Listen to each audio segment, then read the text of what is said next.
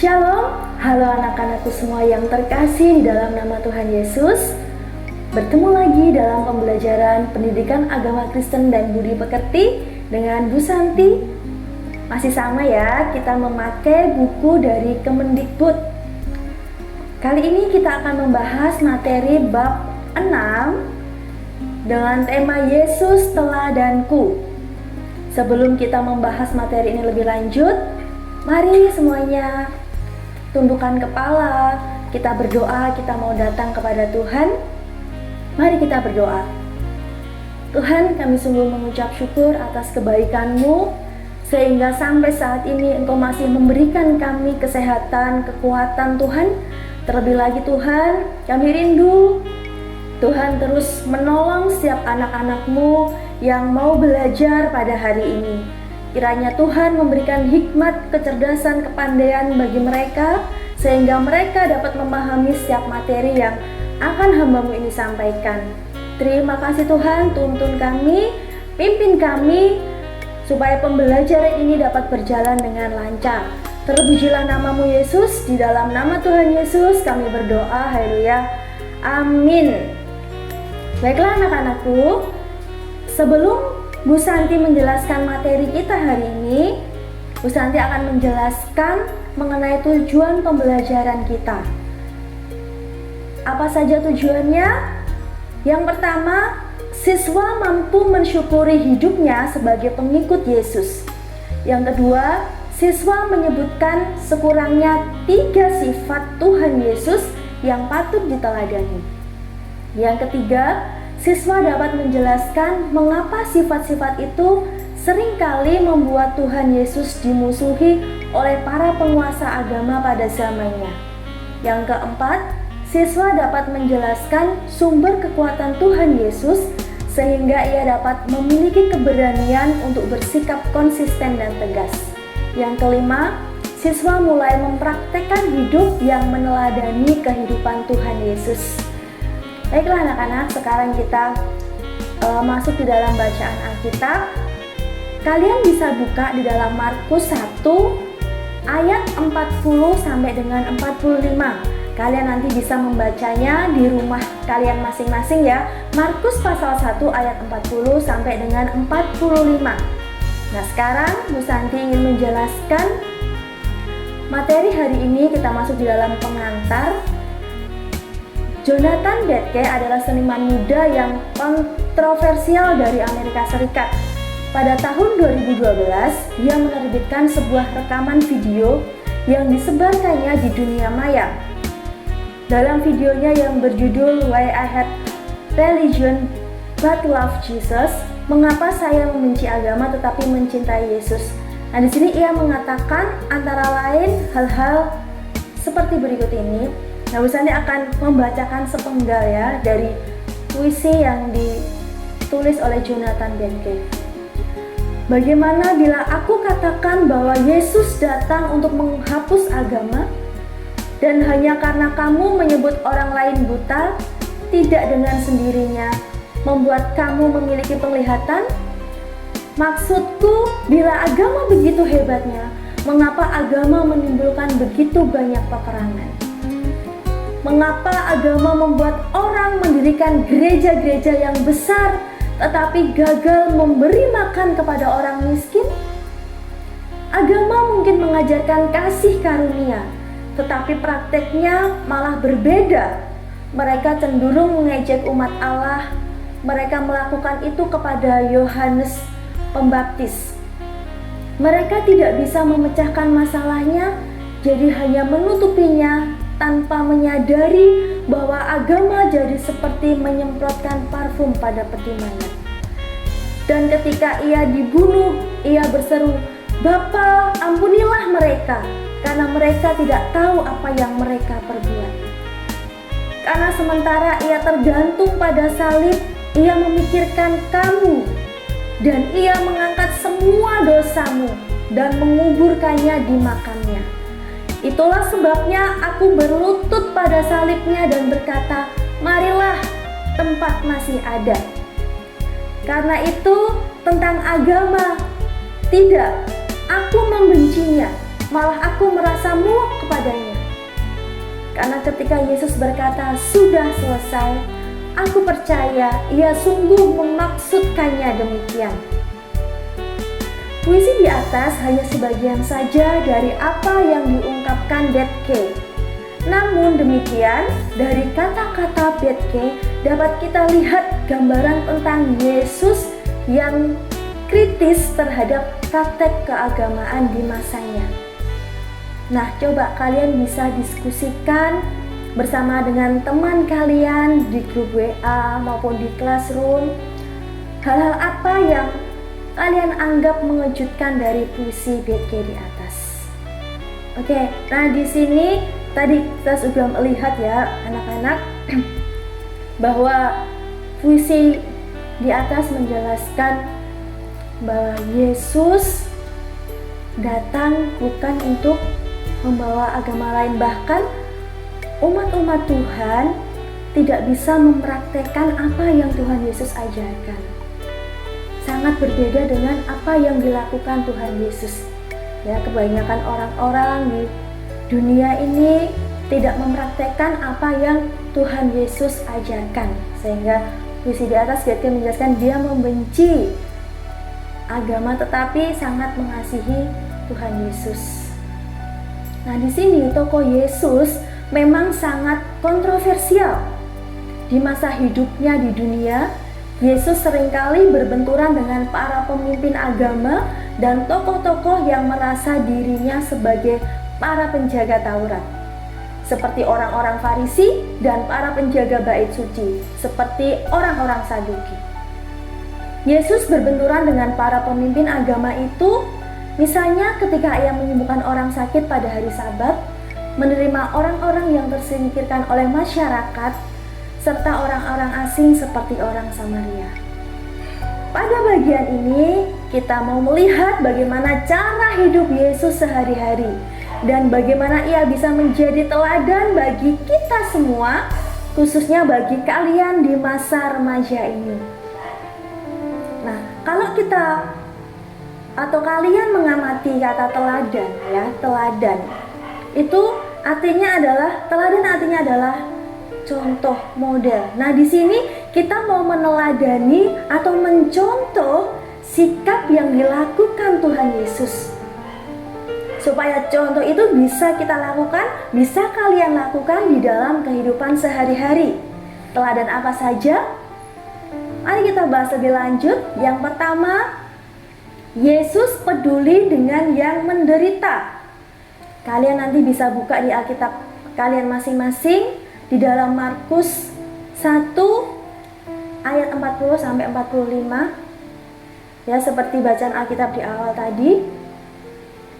Dari situ kita bisa melihat ya di sini bahwa Tuhan Yesus sungguh-sungguh peduli dengan orang yang menderita. Dalam Markus 1 40 sampai 45 itu dijelaskan ya, pada suatu hari ada seorang yang sakit kusta datang kepada Yesus. Kemudian di masa kini orang tahu bahwa penyakit kusta tidak menular dengan mudah. Tetapi pada masa Yesus orang menganggap penyakit kusta sebagai kutukan dari Allah. Penderita kusta harus menjauhkan diri dari orang banyak. Orang takut menyentuh penderita kusta karena akan ditulari penyakitnya. Jadi pada saat itu semua orang ketakutan ketika ada orang yang sakit kusta. Jadi orang kusta dikucilkan, dijauhin gitu ya. Nah, di sini orang kusta itu memohon kepada Tuhan, kalau engkau mau, engkau dapat mentahirkan aku. Lalu apa yang terjadi?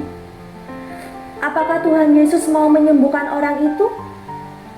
Di ayat 41 menggambarkan bagaimana perasaan Yesus melihat permohonan orang kusta itu.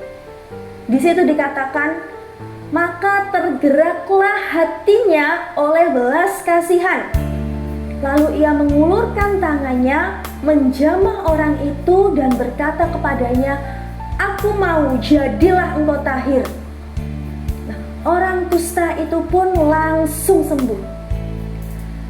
Apa yang terjadi sesudah itu sungguh mengherankan. Tuhan Yesus melarang orang itu menceritakan kesembuhannya kepada siapapun. Ia hanya diperintahkan menghadap kepada imam untuk menunjukkan bahwa ia sudah sembuh. Dan dengan demikian boleh diizinkan kembali hidup di tengah-tengah keluarganya. Yesus berkata, "Ingatlah, janganlah engkau memberitahukan apa-apa tentang hal ini kepada siapapun. Tetapi pergilah, perlihatkanlah dirimu kepada imam dan persembahkanlah untuk pentahiranmu persembahan yang diperintahkan oleh Musa sebagai bukti bagi mereka." Di dalam Markus 1 ayat 44. Mengapa Tuhan Yesus melarang orang itu menceritakan pengalamannya kepada orang banyak? Dari kisah di atas, coba kalian diskusikan dua sifat yang kalian temukan tentang Tuhan Yesus. Apa kira-kira? Ya, di sini Bu Santi ingin menjelaskan sedikit ya. Dua sifat yang kita bisa temukan dari kisah yang sudah kalian baca tadi, bahwa Tuhan Yesus memiliki empati. Tuhan Yesus sangat peduli dengan orang yang sedang membutuhkan pertolongan. Kemudian yang kedua, Tuhan Yesus menolong dengan hati yang tulus. Ya, Tuhan Yesus tidak ingin pamer. Seperti contohnya yang dikatakan Tuhan Yesus tadi, ketika Tuhan Yesus menyembuhkan orang yang sakit kusta, Tuhan Yesus tidak ingin orang yang sakit kusta tadi menceritakan kepada banyak orang, tetapi hanya menceritakan kepada imam saja. Di sini bagaimana sikapmu atau sikap kalian bila berada dalam situasi yang sama?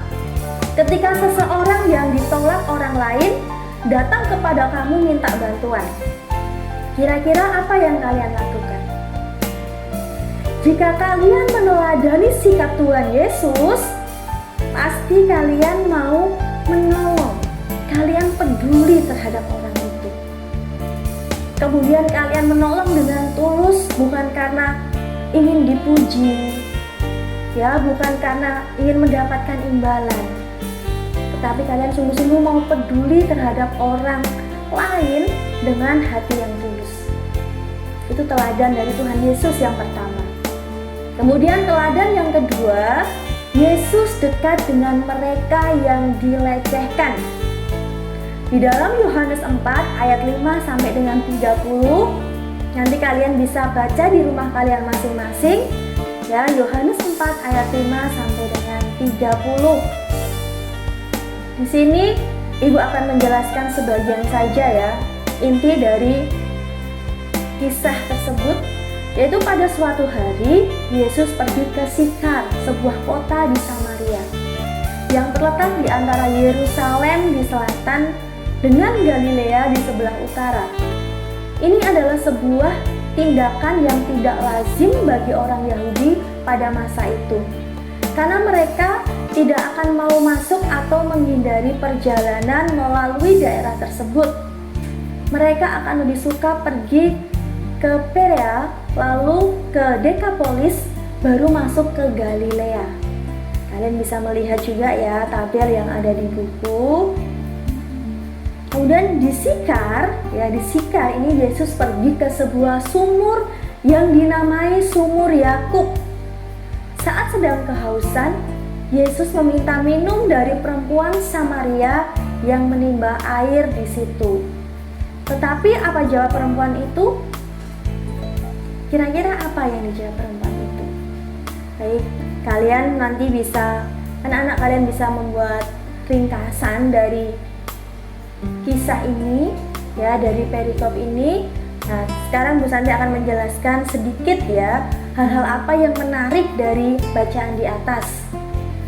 Yang pertama, di situ ada seorang perempuan yang datang ke Sumur Yakub setiap pukul 12 siang. Sementara perempuan lain biasanya datang pagi-pagi. Mengapa demikian? Boleh jadi perempuan itu enggan bertemu dengan perempuan-perempuan lain.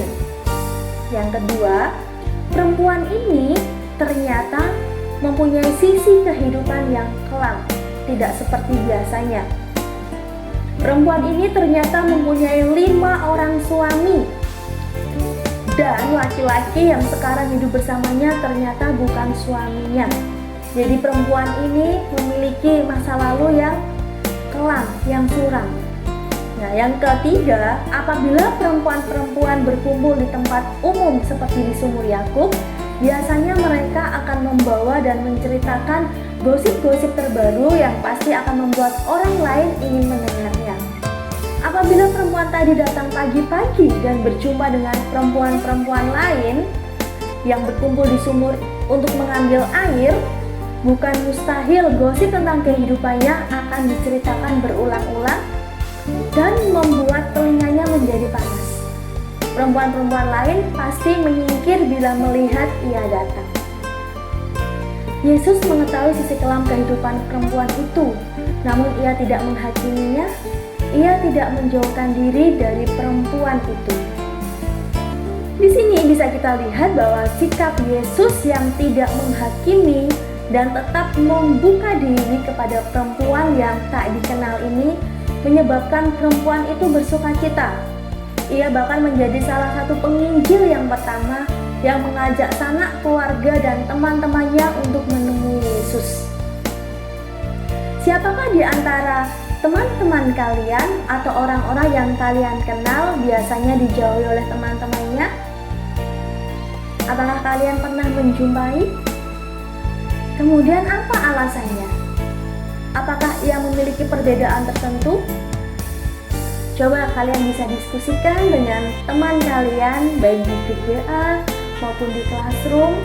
Kira-kira sikap apa yang bisa kalian perlihatkan kepada orang itu? Contohnya saja ya, ketika kalian berjumpa dengan orang yang memiliki kebutuhan khusus, sudah pasti orang itu sangat berbeda ya dengan kalian, berbeda dengan kita. Kira-kira sikap apa yang akan kalian lakukan? Jika kita bisa meneladani Tuhan Yesus, maka kita tidak akan menjauhinya. Justru kita mau berteman dengan Dia, seperti yang Tuhan Yesus lakukan. Meskipun perempuan Samaria memiliki masa lalu yang suram, yang kelam, tapi Tuhan Yesus tidak mau menghakimi. Tuhan Yesus peduli. Dan akhirnya luar biasa yang terjadi. Perempuan Samaria itu bisa menjadi penginjil. Apa yang sering terjadi atas orang yang dijauhi atau diejek oleh lingkungannya? Ya, dalam bahasa Inggris ada istilah yang digunakan untuk praktek mengejek orang lain yang membuat orang itu resah dan bahkan bisa tertekan, yaitu bullying. Ya, di banyak sekolah di negara maju ada aturan yang melarang praktek bullying seperti ini, yang sanksinya sangat berat. Di dalam buku kalian juga bisa membacanya ya. Ada kasus. Ya, di sini ada seorang anak yang bernama Carlos. Dia adalah seorang murid SMA di daerah New Mexico, daerah Amerika Serikat. Dia membunuh dirinya sendiri setelah ia mengalami bullying dari teman-temannya. Ya, Carlos terlibat dalam program pemuda dan pemerintahan, dan ia berusaha mendesak agar pemerintah memberlakukan undang-undang anti-bullying yang lebih keras.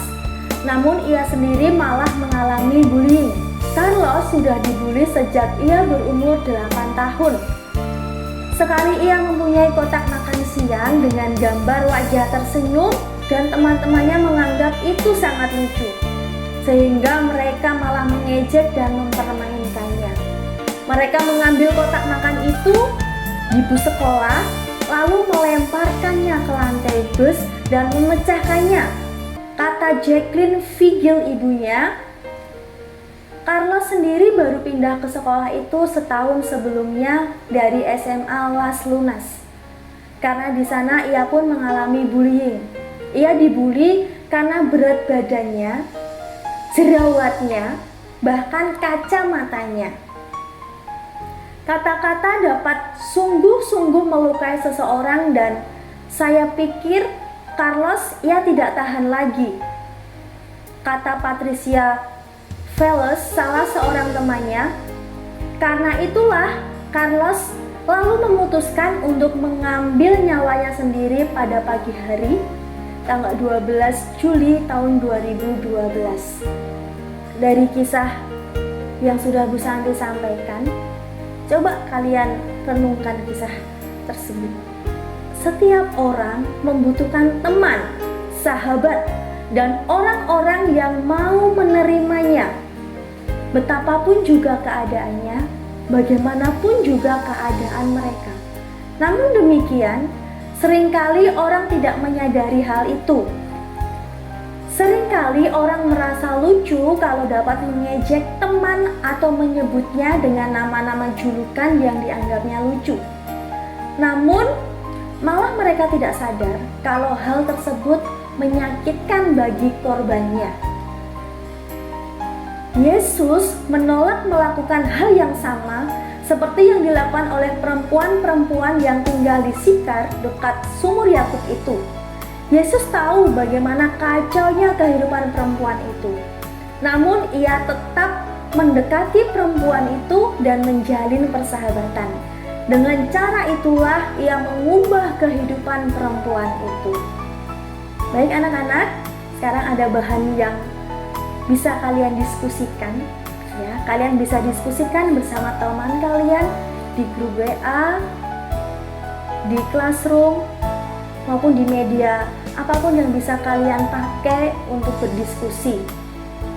Yang pertama, pernahkah kamu melakukan bullying kepada orang lain dan apa alasannya? Yang kedua, pernahkah kamu mengalami bullying dari orang lain? Bentuk bullying seperti apakah itu? Pernahkah terpikir olehmu bagaimana akibat dari penolakan atau bullying itu? Pengalaman dibully menyebabkan si korban ingin mencari korban lainnya dan seterusnya. Yang ketiga, program-program seperti ospek, orientasi studi dan pengenalan kampus atau MOS, masa orientasi siswa, seringkali dijadikan kesempatan untuk melakukan bullying. Coba kalian diskusikan bagaimana hal itu dapat dicegah. Pasti banyak sekali ya.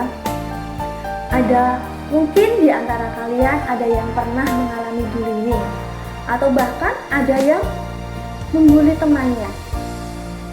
Setelah kalian belajar materi ini, ya sebagai anak-anak Tuhan, jangan sampai kalian menjadi pribadi yang suka mengejek orang lain. Karena hati-hati ya, akibatnya sangat fatal jika itu sampai terjadi. Seperti tadi kisah dari Carlos, ia sampai bunuh diri gara-gara dibully oleh temannya. Nah, bahkan program-program MOS ataupun ospek ya, itu bisa dicegah. Bagaimana cara mencegahnya? Kegiatan MOS, kegiatan ospek bisa dibuatkan program atau kegiatan yang membangun. Ya, misalnya melatih atau mengembangkan kreativitas dari siswanya supaya talenta yang dimiliki bisa muncul, bisa keluar, bisa terlihat, dan bahkan bisa dikembangkan. Dan ada banyak hal yang bisa dilakukan dengan cara-cara yang positif. Ya, bukan menghina, bukan mengejek maupun menjatuhkan, tetapi bisa membangun, mengembangkan talenta yang dimiliki. Oke, sekarang teladan yang ketiga. Yesus membenci ketidakadilan. Kalian bisa membaca di dalam Matius 21 ayat 12 sampai dengan ke-13.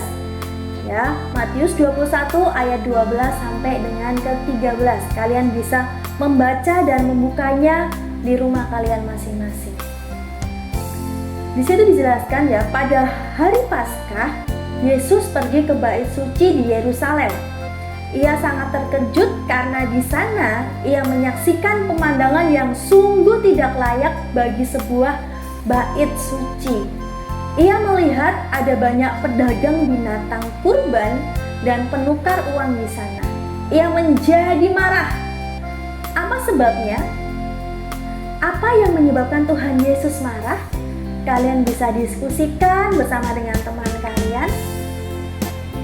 Kira-kira apa yang membuat Tuhan Yesus marah ketika melihat hal seperti itu? Tuhan Yesus sangat marah ya. Nah, di sini Tuhan Yesus apakah marah kalau orang berjualan? Kira-kira kalau ada orang berjualan, Tuhan Yesus marah nggak? Apakah Yesus marah karena bait suci dijadikan tempat berjualan? Bukan itu masalahnya. Nah, orang Yahudi pergi ke bait suci pada saat masa Paskah untuk membawa korban Paskah. Orang Yahudi wajib ke bait suci setiap tahunnya untuk mempersembahkan korban. Banyak dari mereka datang dari tempat yang jauh. Mereka akan membawa sapi, lembu, kambing, burung merpati, dan lain sebagainya dari jauh-jauh untuk dijadikan korban Paskah. Ternak yang akan dijadikan korban harus sempurna, tidak bercacat. Bila ada ternak yang mengalami cacat dalam perjalanan, tentu usaha membawanya menjadi sia-sia. Untunglah pihak bait suci berbaik hati. Mereka menyediakan para pedagang dengan berbagai jenis hewannya masing-masing sesuai dengan tingkat kemampuan mereka. Namun, sudah tentu harganya jadi mahal. Itulah salah satu hal yang menyebabkan Yesus menjadi marah. Selain itu, yang membuat Yesus marah adalah adanya praktek memberikan persembahan di bait suci. Karena tanah bait suci itu kudus, maka uang Romawi yang berlaku di seluruh tanah jajahan pemerintah Roma tidak berlaku di bait suci. Jadi mereka harus menggunakan uang yang khusus yang dibuat untuk bait suci. Karena hal tersebut, para penukar uang akan mengenakan nilai tukar yang mahal untuk mereka yang datang beribadah di bait suci. Hal-hal inilah yang membuat Yesus marah. Yesus murka menyaksikan bagaimana para peziarah dan orang-orang yang ingin membawa kurban diperas habis-habisan. Karena itulah Tuhan Yesus menjadi marah dan berkata, ada tertulis, rumahku akan disebut rumah doa, tetapi kamu menjadikannya sarang penyamun. Di dalam Matius 21 ayat yang ke-13. Ya, sudah sangat jelas ya anak. Tuhan Yesus marah bukan karena melihat orang berjualan, tetapi ada orang-orang tertentu yang memanfaatkan situasi tersebut, menjual bahkan memberikan jasa penukaran uang dengan harga yang sangat tinggi. Mereka mencari keuntungan di situasi yang sangat sulit. Tuhan Yesus tidak mau seperti itu. Nah, di sini ada bahan yang harus kalian diskusikan. Silahkan kalian diskusikan dengan teman kalian, baik di grup WA, di classroom, maupun diskusi bersama teman-teman kalian di grup melalui media sosial apapun yang bisa kalian pakai untuk berdiskusi. Yang pertama, amati keadaan di sekitar kamu. Hal-hal apakah yang menurut kamu dapat dianggap sebagai ketidakadilan? Apa yang kira-kira akan membuat Tuhan Yesus menjadi marah? Apa kira-kira anak-anak? Coba kalian amati di daerah sekeliling kalian. Kira-kira hal apa yang menurut kalian dapat dianggap sebagai ketidakadilan? Dan apakah hal tersebut bisa membuat Yesus menjadi marah? Misalnya, ketika kalian memilih-milih dalam berteman. Misalnya ada anak yang hanya mau berteman dengan anak yang pintar. Atau aku hanya mau berteman dengan anak-anak yang kaya. Bisakah itu membuat Tuhan Yesus marah? Pasti Tuhan Yesus akan sangat marah kalau kalian melakukan hal seperti itu. Karena Tuhan Yesus mengajarkan bahwa kita tidak boleh membeda-bedakan. Ya, kalian harus bisa berteman dengan siapa saja. Kemudian yang kedua, kalian bisa mencari clipping berita di surat kabar atau majalah yang menurut kalian menggambarkan praktek ketidakadilan dalam kehidupan sehari-hari. Nah, nanti kalian bisa mendiskusikan dengan guru kalian masing-masing. Kemudian yang ketiga, praktek ketidakadilan seperti apakah yang menurut kamu harus diubah? Menurut kamu, apakah kira-kira yang akan Tuhan Yesus perbuat bila melihat praktek ketidakadilan tersebut? Ya, seperti yang Bu Santi sampaikan, ketika kalian hanya mau berteman dengan orang yang pintar atau orang yang kaya saja, sudah pasti ya Tuhan Yesus tidak akan berkenan. Karena Yesus mengajarkan, bahkan Tuhan Yesus membenci ketidakadilan. Oke, bisa dipahami ya anak-anak? Oke, teladan yang selanjutnya yaitu Yesus membenci kemunafikan. Di dalam Matius 7 ayat 3 sampai dengan ke-5. Kira-kira tentang apa di situ? Kenapa Tuhan Yesus membenci kemunafikan? Nah, di salah satu kelompok yang penting di masa Yesus adalah kaum Farisi. Mereka meyakini bahwa ketaatan kepada peraturan-peraturan keagamaan sangatlah penting. Pada waktu itu, banyak orang Yahudi yakin bahwa ketidaktaatan dan pelanggaran-pelanggaran Taurat telah menyebabkan nenek moyang mereka dibuang ke Babel oleh Allah. Karena itulah mereka berusaha taat kepada Taurat. Orang-orang Farisi suka mengamati orang-orang yang melanggar hukum Taurat untuk menegur mereka. Nah, kepada orang-orang inilah Tuhan Yesus berkata, "Mengapa engkau melihat selumbar di mata saudaramu, sedangkan balok di dalam matamu tidak engkau ketahui? Bagaimana engkau dapat berkata kepada saudaramu, biarlah aku mengeluarkan selumbar itu dari matamu, padahal ada balok di dalam matamu? Hai orang munafik, keluarkanlah dahulu balok dari matamu, maka engkau akan melihat dengan jelas untuk mengeluarkan selumbar itu dari mata saudaramu." Nah, itu diambil dari Matius 7 ayat 3 sampai dengan ke-5. Nanti kalian bisa membacanya ulang ya di Alkitab kalian masing-masing, Matius 7 ayat 3 sampai dengan ke-5. Nah, selain itu, orang-orang Farisi suka sekali memamerkan diri mereka sebagai orang-orang yang saleh. Karena itu, mereka suka berdoa di tikungan-tikungan jalan supaya orang memuji kesalehan mereka. Selain itu, mereka juga suka memamerkan kepada orang lain bahwa mereka sedang berpuasa. Mengapa? Mengapa kira-kira anak-anak? Iya, betul sekali. Supaya orang memuji kesalehan mereka. Karena hal tersebut, Tuhan Yesus berkata, "Dan apabila kamu berdoa, janganlah berdoa seperti orang munafik. Mereka suka mengucapkan doanya dengan berdiri dalam rumah-rumah ibadat dan pada tikungan-tikungan jalan raya, supaya mereka dilihat orang. Dan apabila kamu berpuasa, janganlah muram mukamu seperti orang munafik. Mereka mengubah air mukanya supaya orang melihat bahwa mereka sedang berpuasa." Di dalam Matius 6 ayat yang ke-5 dan juga ayat yang ke-16. Yesus tidak menyukai kemunafikan.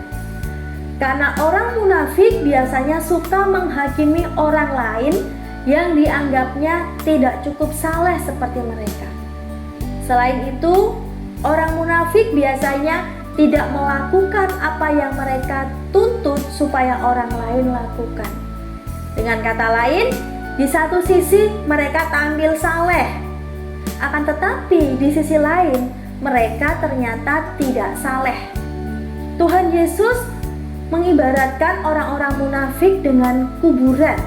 Ya, ia berkata, "Celakalah kamu, hai ahli-ahli Taurat dan orang-orang Farisi, hai kamu orang-orang munafik, sebab kamu sama seperti kuburan yang dilabur putih, yang sebelah luarnya memang bersih tampaknya, tetapi yang sebelah dalamnya penuh tulang belulang dan pelbagai jenis kotoran."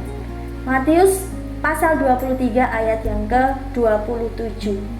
Selanjutnya ada bahan yang perlu kalian diskusikan ya, bahan diskusi untuk kalian. Kalian bisa diskusikan dengan teman-teman kalian ya di grup WA dan sebagainya.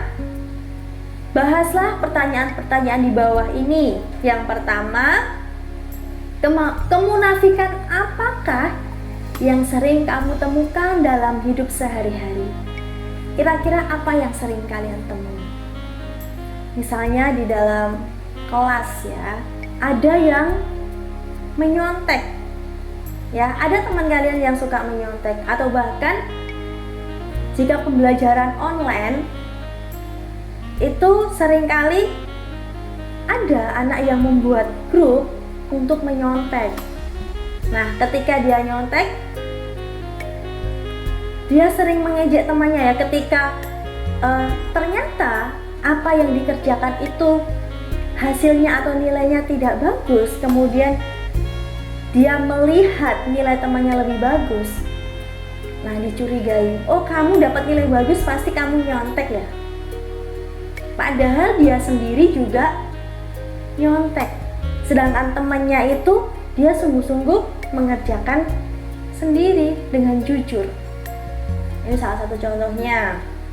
Kemudian yang kedua, munafik berarti suka menilai orang lain dan menganggap orang lain tidak sebaik dirinya. Pernahkah kamu bersikap seperti itu terhadap orang lain? Kira-kira pernah nggak anak-anak? Jika kalian pernah melakukan hal seperti itu, mulai sekarang berhenti ya. Kita tidak boleh menganggap orang lain tidak sebaik kita, atau kita tidak boleh menganggap diri kita itu yang paling hebat. Karena belum tentu orang yang kita anggap tidak baik, tidak sehebat kita, belum tentu dia benar-benar tidak hebat. Bisa saja dia lebih hebat daripada kita. Gitu ya. Kemudian yang ketiga, menurutmu apakah ucapan Yesus ini, "Keluarkanlah dahulu balok dari matamu, maka engkau akan melihat dengan jelas untuk mengeluarkan selumbar itu dari mata saudaramu," juga berlaku bagi kamu? Kira-kira ucapan Yesus itu berlaku nggak bagi kamu? Kalau tidak, mengapa? Jika berlaku, kalian bisa menjelaskan. Sudah pasti ya, kata-kata yang Tuhan Yesus ucapkan sangat berlaku bagi kita.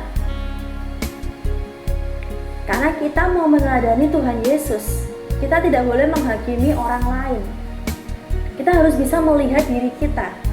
Karena diri kita juga memiliki kelemahan atau kekurangan. Kemudian pelajaran penting apa yang dapat kamu peroleh dari bagian ini untuk diri kamu sendiri? Kira-kira apa yang menurut kalian penting? Ya, sangat penting ya dari perikop ini, bahwa kita tidak boleh menghakimi orang lain. Tuhan Yesus tidak suka orang-orang yang munafik.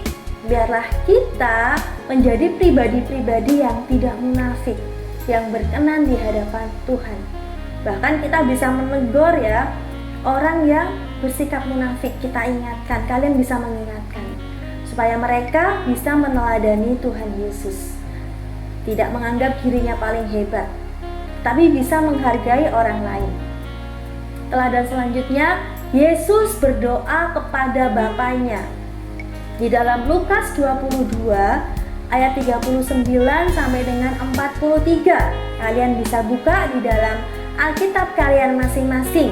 Lukas pasal 22 ayat 39 sampai dengan 43. kita sudah cukup banyak membahas sifat-sifat positif Yesus yang dapat diteladani dan dijadikan bagian dari kehidupan kita. Barangkali masih ada satu pertanyaan yang penting direnungkan. Dari mana Tuhan Yesus memiliki kekuatan dan kemampuan untuk menjalankan hidup seperti itu? Hidup berprinsip dan rela berbagi dengan orang lain. Jawabannya akan kita temukan dalam bagian ini.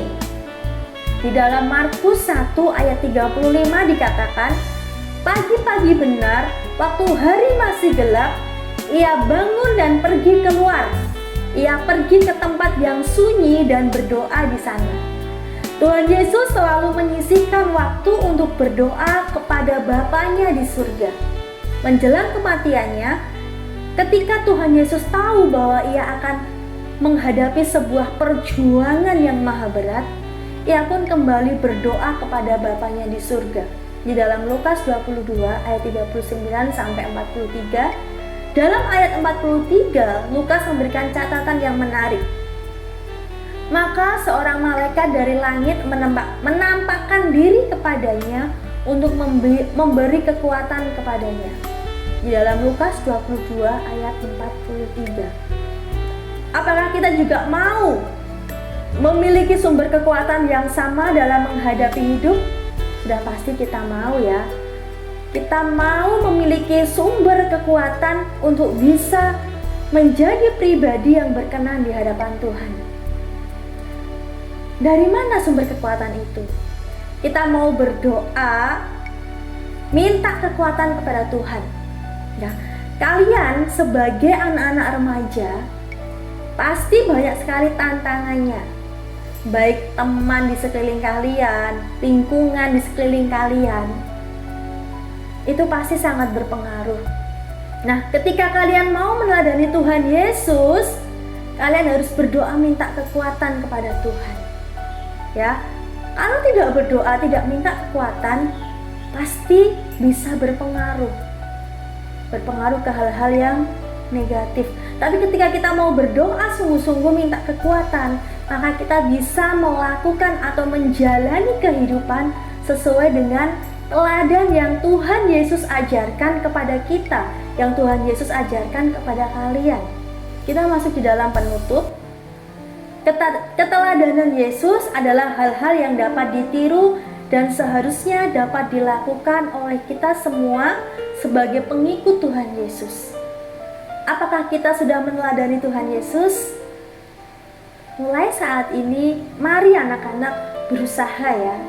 Berusaha bisa meneladani apa yang Tuhan Yesus sudah lakukan, apa yang sudah Tuhan Yesus contohkan kepada kita semua, agar kita bisa menjadi teladan juga bagi orang lain.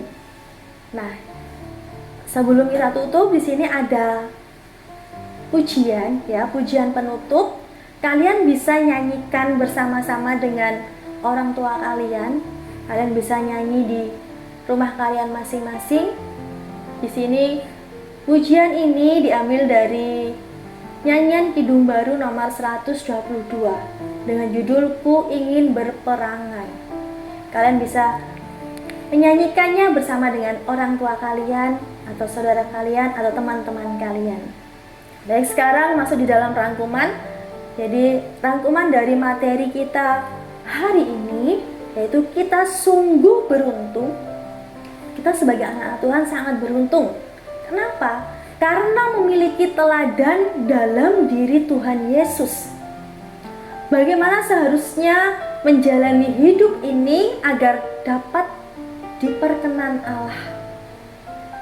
Ada sejumlah sifat Tuhan Yesus yang patut kita teladani. Yang pertama, tadi ya, Tuhan Yesus peduli dengan yang menderita. Kita pun harus peduli dengan orang yang menderita. Kemudian yang kedua, dekat dengan orang yang dilecehkan. Yang ketiga, membenci ketidakadilan dan kemunafikan. Nah, kunci untuk berhasil adalah memiliki sifat ini adalah hubungan yang dekat dan akrab dengan Allah Bapa. Mari kita naikkan doa bersama Jadi kita harus berdoa supaya kita bisa melakukan teladan Tuhan Yesus dalam kehidupan kita. Begitu ya anak-anak? Yakin bahwa Tuhan Yesus akan menolong supaya kita mampu meneladani Tuhan Yesus. Masuk dalam evaluasi, ada beberapa pertanyaan yang harus kalian jawab. Yang pertama, sebutkan minimal 3 hal yang kamu dapat teladani dari Tuhan Yesus. Sebutkan minimal 3 hal yang dapat kamu teladani dari Tuhan Yesus. Tadi Ibu sudah jelaskan, pasti kalian bisa menjawabnya. Ya, yang pertama apa tadi? Ya, betul sekali. Peduli dengan yang menderita. Kemudian, dekat dengan yang dilecehkan. Yang ketiga, membenci ketidakadilan dan kemunafikan. Itu contoh 3 sifat yang bisa kita teladani dari Tuhan Yesus. Menurutmu, dari 3 hal yang sudah kalian tuliskan di nomor 1 di atas tadi, teladan mana kira-kira yang cocok untuk dilakukan remaja seusiamu? Dan berikan alasannya.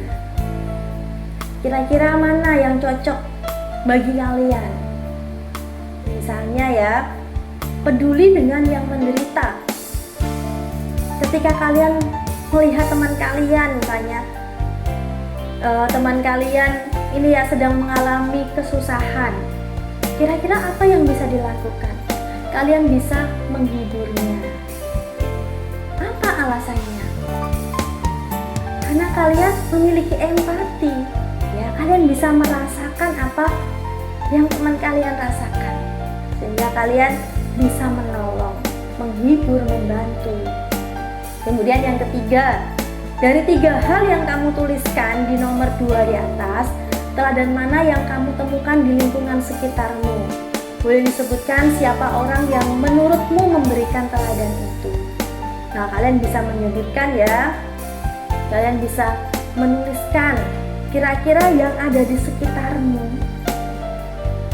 Teladan apa atau teladan mana yang pernah kalian jumpai dan kalian temukan teladan itu dari siapa? Misalnya Bu Santi berikan satu contoh ya, yaitu membenci ketidakadilan dan kemunafikan seperti yang Tuhan Yesus lakukan. Kalian melihat orang tua kalian yang sangat adil, misalnya ya, adil membagikan makanan kepada misalnya kamu, adik maupun kakak kamu ya, dari ibu misalnya yang sangat adil membagikan makanan kepada kamu, misalnya salah satu contoh. Dan contoh lainnya kalian bisa lihat di sekeliling kalian masing-masing.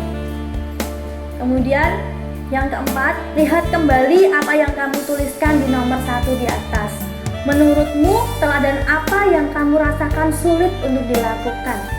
Berikan juga alasannya mengapa hal itu sulit dilakukan. Kira-kira apa yang kalian anggap sulit dari contoh teladan yang sudah kalian sebutkan tadi? Misalnya kalian ini ya, yang kalian anggap sulit dekat dengan yang dilecehkan. Misalnya kalian masih menganggap ini ya sesuatu yang sulit ketika kalian harus memilih teman. Misalnya ada di sekolah kalian teman yang memiliki kebutuhan khusus ya. Misalnya saja IQ-nya lebih rendah dibandingkan dengan kamu. Apa alasannya sulit? Mungkin bisa saja karena kalian tidak bisa nyambung atau berkomunikasi dengan dia. Nah, kira-kira apakah itu benar? Tidak ya anak-anak. Meskipun dia memiliki kekurangan, seharusnya tetap kalian harus mau berteman dengan dia. Bahkan kalau perlu kalian bisa menolongnya. Yang kelima, untuk mengatasi kesulitan melakukan teladan seperti yang kamu tulis di nomor 4, apa saja yang dapat kamu lakukan? silahkan kalian bisa membahas di dalam kelompok.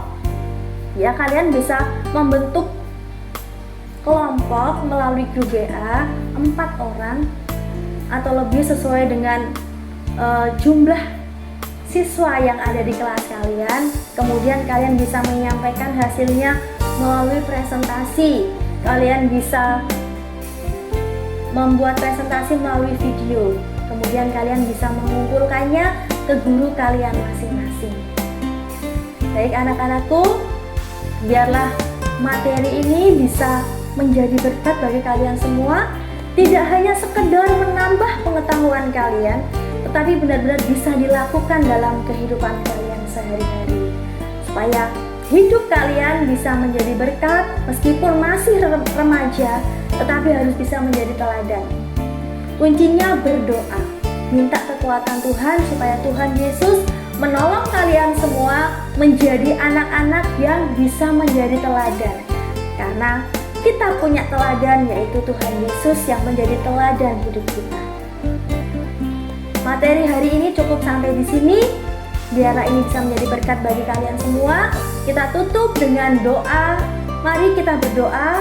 Kalian bisa mengikuti dari rumah kalian masing-masing. Mari kita berdoa. Tuhan Allah Bapa kami yang di surga, terima kasih atas kesempatan indah yang Engkau berikan kepada kami. Kami masih bisa belajar. Kali ini kami belajar mengenai Yesus teladanku. Kami sudah melihat bahwa Engkau pribadi yang luar biasa Tuhan. Banyak hal yang Engkau lakukan yang bisa kami jadikan teladan dalam kehidupan kami. Biarlah Tuhan Engkau menolong setiap kami, memampukan kami, memberikan kami kekuatan untuk kami bisa menjadi teladan bagi orang-orang di sekeliling kami, sehingga nama Tuhan dipermuliakan. Dan berikan kami kemampuan Tuhan untuk kami tidak mudah terpengaruh, bahkan anak-anak-Mu yang masih remaja ini Tuhan. Kiranya Tuhan mampukan mereka, menolong mereka, membentengi mereka agar mereka tidak mudah terpengaruh dengan pergaulan maupun hal-hal yang negatif, tapi biarlah mereka sungguh-sungguh bisa meneladani Engkau dalam kehidupan mereka, sehingga kehidupan anak-anak-Mu yang masih remaja ini bisa menjadi berkat dan dapat memuliakan nama Tuhan. Terima kasih Tuhan, terpujilah nama-Mu. Di dalam nama Tuhan Yesus kami berdoa dan mengucap syukur. Haleluya. Amin.